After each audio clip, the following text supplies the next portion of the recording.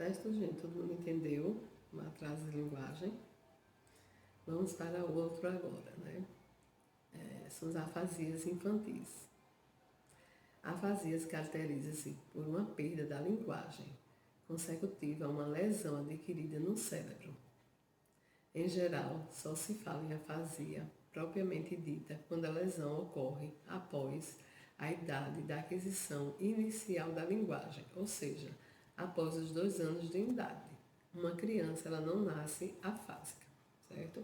Então a afasia ela dá quando a pessoa, o indivíduo, ou criança, o adulto, perde a linguagem, né? Tem uma alteração, né? Tem uns que perdem, mas tem uma alteração na linguagem devido quando ela já tem adquirido, tá certo? Então, a criança está toda normal, ou um adulto está normal, e aí um adulto tem um AVC, e aí lesa uma determinada área da linguagem, e aí ele vai ter uma afasia. Com a criança, a mesma coisa, certo? Um traumatismo craniano. Então, a criança estava brincando, uma criança de 3 anos, vamos supor que estava tentando subir numa árvore, aí ele cai, bate com a cabeça. Teve traumatismo craniano e a pancada foi na área da linguagem. Então, ela vai ter alteração em alguma parte, alguma da linguagem oral, né? Por causa do cérebro que foi lesionado. Aquela parte foi lesionada. Mas ninguém nasce com afasia, tá? Com afasia e não desenvolveu a fala, ele tem 1 ano, mas desenvolveu a fala porque ele é uma criança, ele tem afasia. Tem afasia, mas ele levou alguma queda, alguma coisa? Não.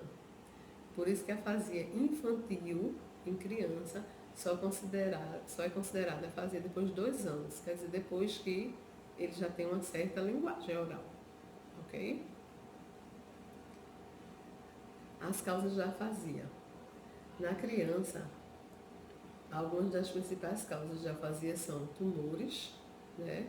Que esses tumores pode até nascer já com a criança, mas ele começa a crescer, desenvolver depois dos 2 anos, que vai alterar a fala, por isso que essa criança vai ser considerada afasia, porque ela já começa adquirindo a fala, certo? Traumatismo crânioencefálico, tá? Que foi o exemplo que eu dei. Anoxia por afogamentos, tá certo? Então vai diminuir, né? Ela já está grande numa piscina, criança de 2, 3 anos, 4. Então acontece alguma coisa na piscina e ela tem essa anoxia. Então provavelmente vai lesar, a falta de oxigenação no cérebro vai levar essa criança a ter vai lesar a área do cérebro, e se lesar a área da linguagem, ela vai ficar com problema. Então, esse problema dela, a gente diz que é afasia infantil. Né? E também, eu já tive um caso que ele teve, mas não foi por afogamento. A mãe tentou matar a criança, o filho, com um travesseiro. Mas aí, antes dela conseguir, né, chegou alguém na casa dela e ela não conseguiu ir de fato. Mas aí a criança, faltou oxigenação, né, no cérebro dela. Quando chegava, ela deu uma de que não era, né? Ah, meu filho acordou assim, ele tá assim, todo molinho, já tava com os lábios roxinhos, não sei o que lá. E aí levaram para o hospital, né? E aí essa criança ficou bem, mas teve, né? Uma lesão e ela ficou com afasia, tá? Aí depois foram ver tudo, investigar e a mãe era que foi julgada e tudo, e a criança foi afastada dela. E os acidentes vasculares cerebrais, né? Os nossos AVCs.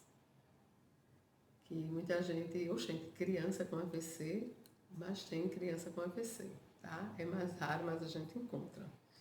E alguns tipos de AVC específico. né? Que geralmente o AVC em adultos a gente vê mais decorrente da pressão arterial, né? Elevação da pressão arterial, que causa o acidente vascular. Na criança, não. Então, as causas do AVC na infância são cardiopatia congênita, aquelas crianças que já nascem com problemas, né? Algum problema no coração. E aí pode ocorrer, devido a esse problema do coração, né? Pode ocorrer o acidente vascular, doenças hematológicas, que são doenças onde os tecidos e os órgãos são responsáveis pela prolificação e manutenção e destruição das células sanguíneas. Então, algumas doenças que os glóbulos vermelhos, eles diminuem ou eles aumentam de vez, né? Infecções virais ou bacterianas, doenças autoimunes, coagulopatias, algumas doenças que faz a coagulação sanguínea, anomalias vasculares, doenças metabólicas, desidratação, desnutrição, né? Isso tudo um caso severo. Então, devido a isso, pode ocorrer um acidente vascular, tá certo? E os sintomas dessa afasia infantil, tá? Os sintomas, ele varia muito, porque vai depender da localização da lesão, em que área, né, foi lesada, e a extensão da lesão, tá certo? Então, pode ter um traumatismo craniano, uma criança pode sofrer uma queda, pode ter um traumatismo craniano e que tem uma afasia mais leve, o outro pode ter uma mais severa. E vai depender, o que ela vai passar vai depender da localização dessa lesão e a extensão que foi afetada a nível cerebral. Ok?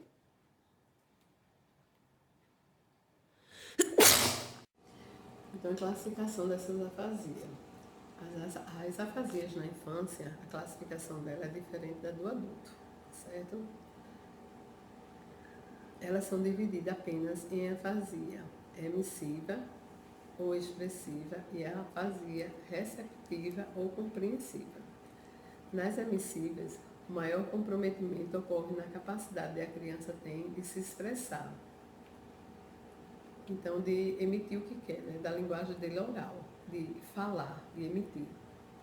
E na receptiva, a maior dificuldade está na compreensão da linguagem, certo?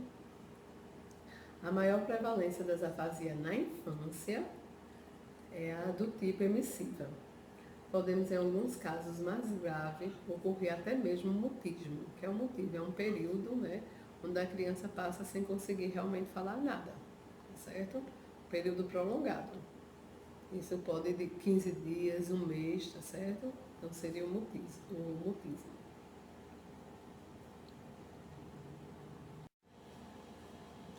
Quando o insulto ao cérebro ocorre antes da alfabetização, o processo de aquisição da leitura, da escrita pode estar também comprometido.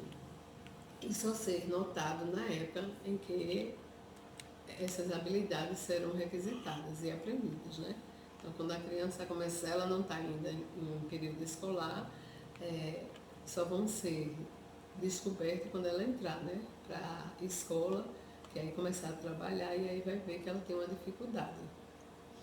Sua produção oral ou escrita pode estar empobrecida gramaticalmente, limitada em termos de variedade de assunto, confusão no seu significado. Então, essas crianças têm dificuldade de iniciar uma conversa, dar seguimento em um assunto ou mesmo participar de uma roda de conversa. Então, ela vai ter essa dificuldade, vai apresentar essa dificuldade, certo? As crianças também podem ter dificuldade em relembrar, recontar uma história, dificuldade em completar narrativas orais ou escritas e encontrar a palavra certa. Então, às vezes acontece alguma coisa no colégio, chega em casa para contar, ela vai ter dificuldade. Nas afasias com comprometimento maior na compreensão, A criança pode ter dificuldades em compreender uma ordem, até uma ordem simplesmente, dependendo da extensão da lesão. Entender frases mais longas e complexas, entender o significado de palavras ou sentenças, reconhecer a diferença entre alguns sons. Ela pode aparecer, não estar ouvindo, ter dificuldade em dar seguimento nas tarefas escolares, podem ter problemas comportamentais, serem facilmente distraídas, parecerem esquecidos e não compreender uma leitura, entre outros. Então, a parte na afasia de compreensão, né, ou recepção, é a parte mais de cognitiva que vai estar alterada. Então, ela vai ter mais dificuldade nessa parte de entender, tá? Embora a fala, ela consiga falar, mas a compreensão dela vai estar prejudicada. Certo, minha gente? Então, agora a gente vai ver alguns sinais que uma criança com afasia pode apresentar, tá, gente? Sempre na afasia a gente trabalha sempre com pode, porque vai depender, né, da lesão, a localização da lesão e a área, né? Se for uma área pequenininha, se for uma área mais extensa. Então, quanto mais extensa, claro, o comprometimento é maior, vai ter mais alteração, certo? Então, o mutismo afásico, né, que é uma das características que pode apresentar. Então, a criança fica por um período longo sem falar. Hipoespontaneidade verbal, então a diminuição da espontaneidade de falar, né? Então, se era uma criança muito comunicativa, que gostava de cantar e conversava o tempo todinho, né? Então, geralmente essas crianças vão diminuir esse ritmo, tá certo? Vão falar bem menos do que elas falavam. Distúrbio articulatório, algumas crianças vão ter dificuldade de fazer o movimento para articular determinado fonema, tá? E aí vem um dos pais vão dizer, primeiro ela falava tal palavra correta e agora ela não fala mais a letra tal, mas ela já falava, certo? O agramatismo, que essas crianças possa ser que apresente a dificuldade na sequência, né, da organização gramatical, então sujeito, predicado, uso de verbo e de preposições, se for maiorzinha. Então ela vai ter essa dificuldade. Parafasia, que são palavras substituto. Ela vai substituir uma palavra que ela sabe que não consegue dizer por outro, certo? E estereotipias ou perseverações. Estereotipias, geralmente as estereotipias são as verbais, onde a criança fica repetindo palavras, tá certo? E às vezes está falando alguma coisa e sempre tem uma palavra que ficou fixa na cabeça dela. Vou dar um exemplo, pato. Então ela fica pato, pato, e às vezes ela vai falar um negócio, eu quero água. Então, no meio da frase ela coloca a palavra pato, tá certo? Essa palavra sai do nada. E as perseverações. Então, quando ela está conversando, sempre vai ser aquele mesmo assunto. Ela tende a voltar ao mesmo assunto, tá? Então, se ela está conversando de uma boneca que ela gosta, então vai e volta, ela vai ficar repetindo aquele assunto, insistindo naquele assunto o tempo todinho. E aí você vai, conversa sobre outro, não sei o que lá, puxa assunto, aí ela responde, mas volta para o assunto dela, certo? O prognóstico da afasia na infância é melhor do que no adulto. Né, gente? Isso até por causa da espasticidade, né? Que a gente sabe que o cérebro de uma criança tem uma espasticidade bem maior do que a do adulto e do idoso, né? Essa espasticidade, primeiro achava-se que era só na criança, mas hoje em dia foi comprovado que até o idoso tem. Só que o idoso, em relação à criança, tem bem menor, né?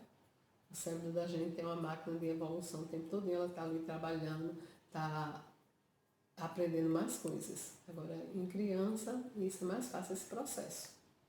Por isso que as afasias, né, não só a afasia, como a maioria das alterações, quanto mais a gente trabalhar mais cedo, na criança a gente tem um bom resultado, justamente por causa espasticidade, quase que não saiu dessa vez, que o cérebro tem. E que nosso organismo também tem, né? Uma criança quando quebra um braço, o período de recuperação é mais rápido do que um idoso. Porque até na produção de células ósseas, o idoso vai mais lento do que a criança, que está em pleno desenvolvimento, em pleno crescimento. Tá certo? E aí, gente, deu para entender esses dois distúrbios da fala da criança infantil? Gente, dê uma olhada, qualquer dúvida, mande no, se não quiser mandar no grupo, manda no slide, no privado, certo? Que aí eu vou tirando essas dúvidas. Tchau, um beijo para cada um de vocês, fique com Deus.